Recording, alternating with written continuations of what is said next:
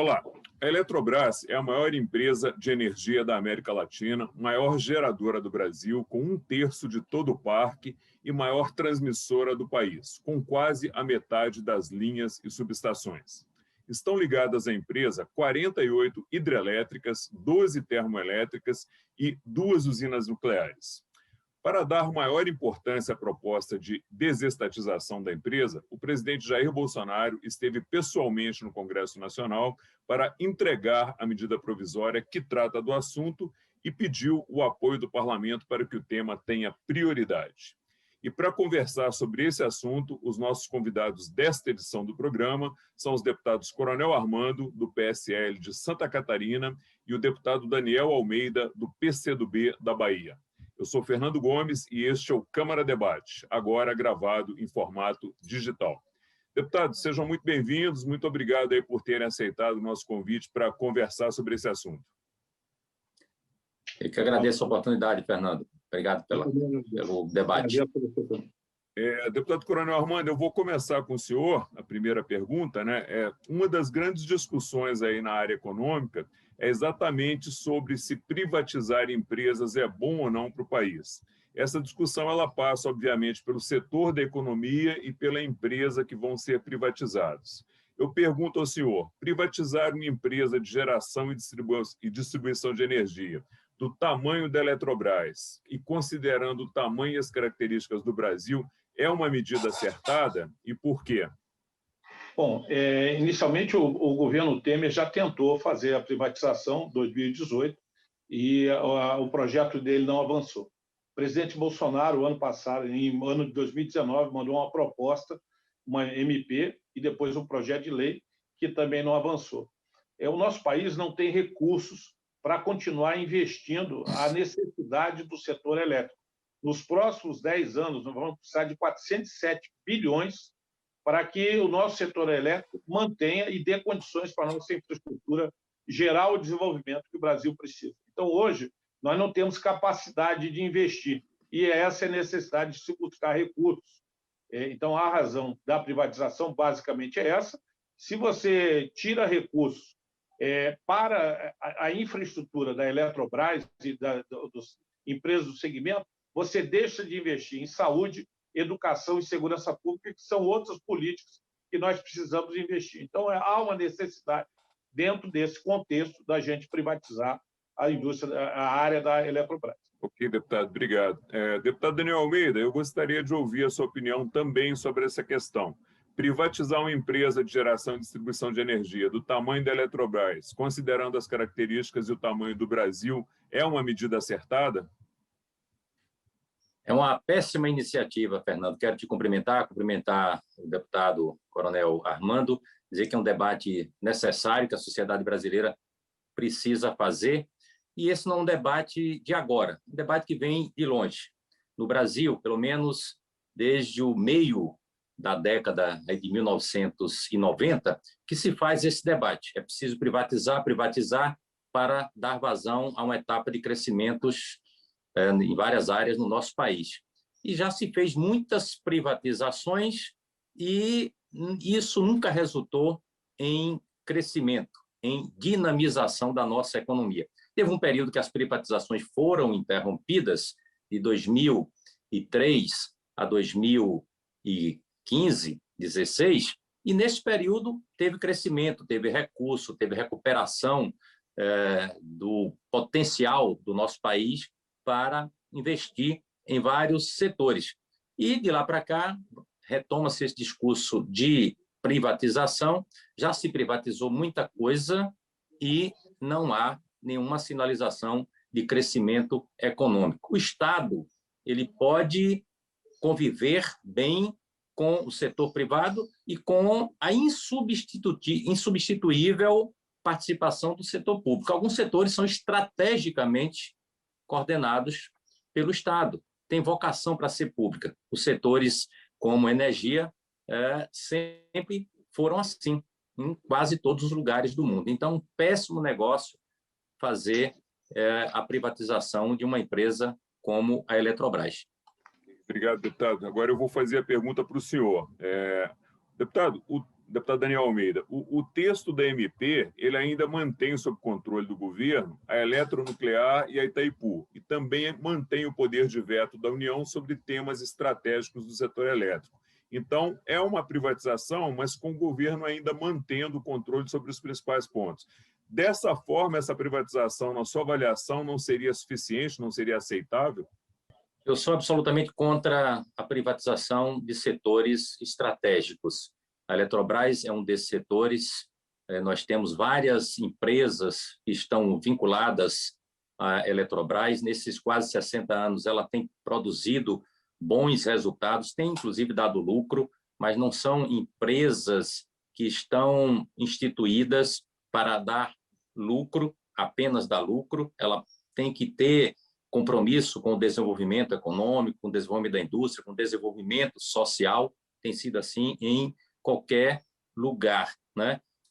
A privatização do setor nuclear não seria possível exatamente pelas características estratégicas e porque tem outros modelos, né, de gestão.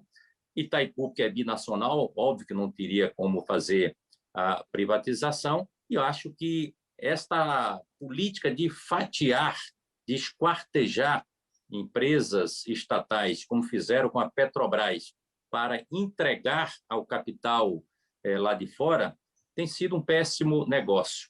Aliás, experiência de privatização que nós tivemos aqui no Brasil, no setor de distribuição, produziu o que a gente viu no Amapá recentemente: ineficiência e apagão. Isso no setor de distribuição. No setor de geração de energia, que constituiu uma rede de caráter nacional. Hoje você produz energia no Amazonas e consome no Rio Grande do Sul e vice-versa, pela integração que a gente produziu. Portanto, não há qualquer razão que justifique esta abertura do capital, esta privatização por dentro que o governo está produzindo. Espero que nós tenhamos condições de fazer esse debate no Congresso Nacional e com a sociedade e impedir que isso aconteça. Obrigado, deputado. Deputado Coronel Armando, antes de eu partir para a próxima pergunta, o senhor queria se manifestar também sobre a resposta do deputado Daniel? Eu gostaria, assim, bom, inicialmente, nós temos que ver se nós estamos em condições de investir para que o Brasil possa se desenvolver. Só o desenvolvimento vai gerar mais empregos para o nosso país. Nós passamos, no ano de 2001, pelo primeiro apagão na presidente Fernando Henrique Cardoso, onde nós tivemos que trazer indústrias térmicas, trazer as termoelétricas para suprir nossa necessidade, 2001. Em 2012, houve a MP 579, no regime do presidente Dilma, que visava fazer uma redução no valor da conta de luz em 25%. Essa MP, da forma como foi implantada e que depois se tornou em lei, ela gerou um déficit maior na conta de luz e não atingiu o objetivo. Então, agravou a situação do nosso sistema elétrico. Hoje, nós não temos capacidade de fazer o desenvolvimento que nós precisamos. Nós sabemos que no mundo, eu vou dar um dado aqui, 20% das maiores empresas do mundo, todas têm capital pulverizado. 70% das 54 maiores têm capital pulverizado, privatizando. Somente 8 empresas do mundo têm 8% delas têm um único controlador.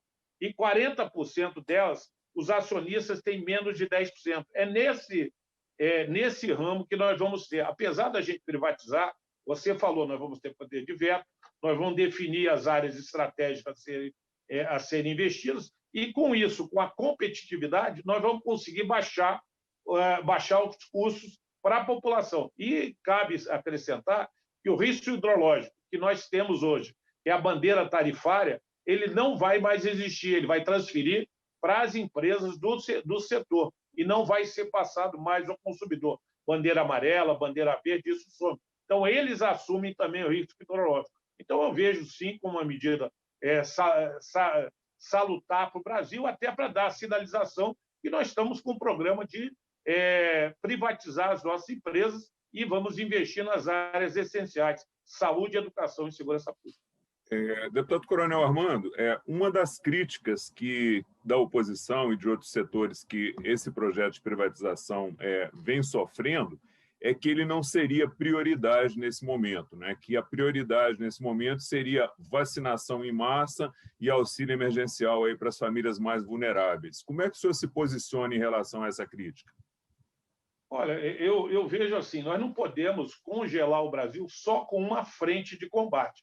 Nós temos a frente de combate da pandemia, que tem que ser a prioridade, mas essa é atacada por esforço conjunto dos ministérios, em especial do Ministério da Saúde e do Ministério da Economia, que tem que liberar os recursos. Então, essa frente está atacada. Mas nós temos que gerar recursos para que a gente produza uma economia que sustente até o combate à pandemia e a geração de emprego.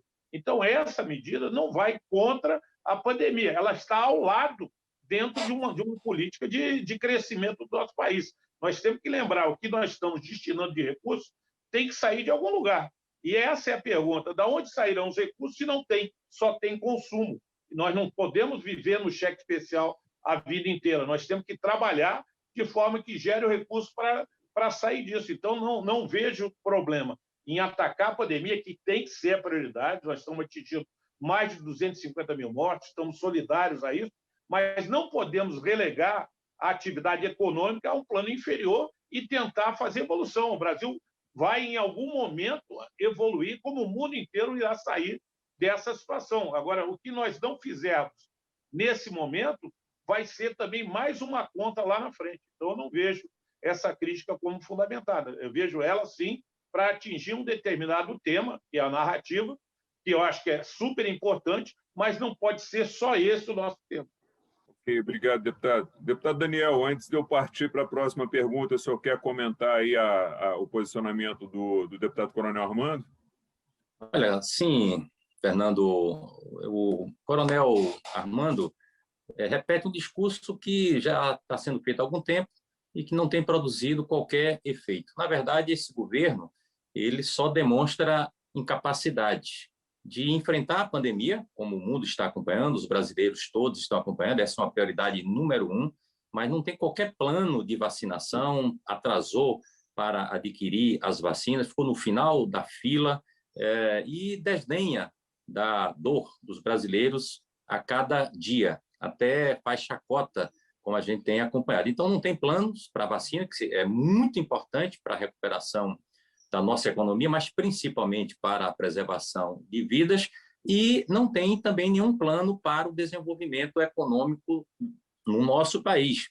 É o contrário, está desmontando o que foi construído ao longo de décadas, como está fazendo com a Petrobras, está fazendo com a Eletrobras, quer fazer também com o Banco do Brasil. Não é por esse caminho, todos nós sabemos disso, que não deu certo em lugar nenhum, não vai dar certo aqui no Brasil. Essa tese de que falta investimento, que se privatizar os investimentos chegam, ora, não está impedido de quem queira investir no Brasil investir. Se aqui um mercado grande né, traz o dinheiro, investe aqui. Eu não estou vendo ninguém chegar com dinheiro de fora para fazer uma hidrelétrica, para investir em setores de geração de energia elétrica. O mercado está aberto. Não se trata de ter a participação de capital. O capital é aberto da Eletrobras já hoje. O problema é não abrir mão do controle. O que o governo quer fazer é abrir mão do controle. As agências reguladoras que estão estabelecidas no Brasil não têm cumprido esse papel. Elas todas foram capturadas pelos setores privados e não cumprem nenhum papel, né, de regular coisa alguma, porque não está conectado a uma política de desenvolvimento econômico do nosso país, né? Então, de onde é que poderia tirar dinheiro? A gente sabe de onde pode. Quem é que leva boa parte dos recursos do orçamento da União, dos impostos que cada brasileiro paga? É o sistema financeiro. E sobre o sistema financeiro, ninguém toca no assunto. Aliás, o Guedes só tem feito a proteção do sistema financeiro. Então, quer tirar dinheiro para investir na atividade produtiva? Vai lá no sistema financeiro, nesses juros absurdos que estão aí, nesse serviço da dívida pornográfico que dá para sobrar dinheiro. O que não pode é tirar do trabalhador e do futuro do Brasil, que é a perda da sua capacidade de criar um projeto nacional de desenvolvimento. Ok, deputado. Bom, o o assunto não acabou, né? A gente poderia conversar bastante ainda sobre a privatização, mas o nosso tempo é que está chegando ao final aqui. Então, eu pediria aos senhores aí que utilizassem 1 minuto aí cada um para fazer os seus comentários finais sobre o assunto. A gente pode começar aí pelo Coronel Armando, por favor. Bom, Fernando, o que eu quero frisar aqui muito claro é que o governo é responsável. Em todos os momentos, o governo tem que buscar fonte de recursos. Mesmo para a vacinação, nós temos que comparar a eficácia da vacina, nós temos que comparar o custo da vacina e saber de onde vai vir o recurso para comprar. Essa é a responsabilidade que o governo tem que ter. Nós herdamos um governo com dívidas, veio de uma gestão catastrófica, esse governo brasileiro, com corrupção e tal, foi herdado um governo com dificuldades econômicas, entramos na pandemia e tem que ter uma responsabilidade nesse aspecto da gente fazer qualquer investimento, mesmo em vacina. Parece que assim, vai lá e compra sem verificar qualidade do produto, e cabe à Anvisa falar isso, a garantia, também o preço do produto, porque a gente fala, tem que comprar vacina, mas qual é o custo? De onde sai o recurso? Nós temos que salvar a vida, mas o governo sempre vai ser responsável por isso. A nossa dívida é enorme, passamos de 1 trilhão o ano passado, que estávamos enquadrados na lei de calamidade, no pacote da calamidade. Esse ano não estamos. Então, é muito simples atacar, dizer que tem recurso, que é sistema financeiro. Nós tivemos na gestão do PT 13 anos ali para fazer essa transformação e não foi feita. Agora, no segundo ano de governo, se fala disso no momento de uma crise que nenhum país do mundo, que o mundo não viveu nem nos últimos 100 anos. E ninguém tem solução efetiva nesse momento para isso. Estamos aprendendo a conviver com essa situação que modificou a nossa vida. Então, eu quero dizer que é importante esse investimento na desestatização, também mantendo a capacidade de investir e também o investimento no combate à pandemia. E estamos, sim, solidários à população brasileira. Ok, deputado, obrigado. Deputado Daniel Almeida, seus comentários finais aí, por favor. Eu quero agradecer a você, Fernando, ao Coronel Armando, pela participação no debate, dizer que concordo com ele que um dos elementos importantes é buscar fonte de recursos, e tem que buscar no lugar certo. Onde é que tem recursos? No sistema financeiro, que rouba mais de 1,5 trilhão do nosso orçamento todos os anos. Aí tem dinheiro, muito dinheiro. O mundo inteiro, para enfrentar a pandemia e combinar isso com a proteção da economia, está fazendo pacotes de proteção à atividade produtiva, à economia, os direitos sociais. Os Estados Unidos acabam de apresentar um pacote de 1,9 trilhão de dólares. O governo Bolsonaro fez uma medida agora que oferece 44 bilhões. 44 bilhões. Não dá. Eu acho que nós temos que realmente pensar no Brasil, nos brasileiros, tem caminho, tem saída. Não podemos ficar nesse discurso que a sociedade não tem como financiar aquelas necessidades básicas do ser humano. Por isso, eu acredito que o caminho que está se tomando é um caminho errado. Não a privatização. Ela não serve, é inoportuna e vai prejudicar os interesses estratégicos do nosso país. Ok, deputado Coronel Armando, muito obrigado pela participação no programa. Deputado Daniel Almeida, muito obrigado. E a gente se vê aí em uma próxima edição do Câmara Debate, ok? Um abraço, eu sou Fernando Gomes e a gente se vê na próxima. Até logo.